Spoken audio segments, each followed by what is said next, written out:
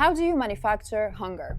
Well, with constant Israeli airstrikes on different areas of Lebanon and forced evacuation orders that left more than 1.3 million people displaced, the food system is about to collapse. This was the warning from the UN World Food Programme, which says about 900,000 people across the country are experiencing food insecurity, with the number projected to rise in the coming days and weeks. And prices are rising steeply. In less than 2 weeks, the cost of vegetables increased by more than 20%, and bread prices by more than 17% for families who are already struggling. In southern Lebanon, the area heavily impacted by Israel's bombardment and ground attack, 80% of markets are no longer functioning.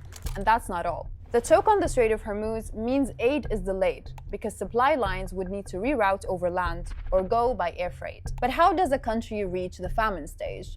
The Integrated Food Security Phase Classification, or IPC, defines hunger in 5 different phases. First stage is minimal food insecurity. Second stage is stressed acute food insecurity.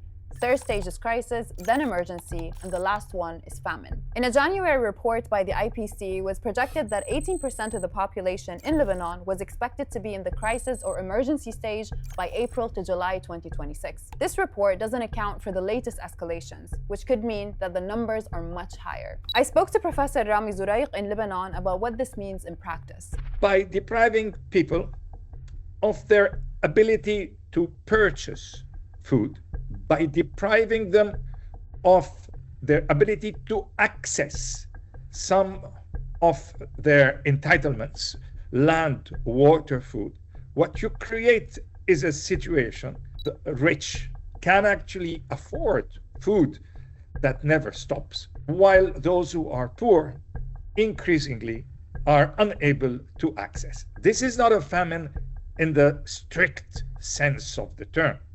This is, in fact, a manufactured famine. And what's being done to tackle this food crisis? Most international sources have very limited funds and are under a lot of political pressure. Whatever they do, especially in the UN system, we're very grateful for that. But with the end of multilateralism, with the complete dissection of the liberal world that is happening after Gaza, which was a tremendous turning point, their abilities are, to be honest, extremely limited. A lot of the work that is being done today is organized around villages. People from the same villages try to help each other.